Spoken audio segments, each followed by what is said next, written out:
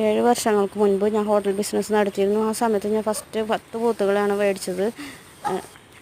ലോണെടുത്തും കുറി വെച്ചും പോത്തുകളെ വാങ്ങി. പിന്നെ വാങ്ങി വിറ്റും 7 വർഷങ്ങൾക്ക് ഇപ്പുറം എനിക്ക് 120 പോത്തുകളായി.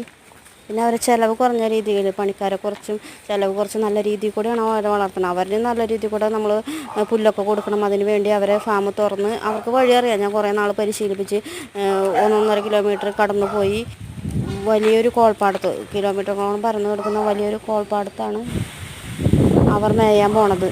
അവിടെ ഇഷ്ടംപോലെ പുല്ലുണ്ട്, നടുവിൽ കൂടെ നല്ല വെള്ളം പോകുന്നുണ്ട്. അപ്പോൾ അവർ വയറ് നിറച്ചിട്ടിരുന്നു അവിടെ വെള്ളത്തിൽ കിടന്നും അവരെ വയറ് നിറയുമ്പോൾ അവർ തന്നെ ലൈനായിട്ട് അവർ ഫാമിലേക്ക് തിരിച്ചു വരും. നമുക്ക് സാമ്പത്തിക ബാധ്യത വരാൻ എളുപ്പമാണ്.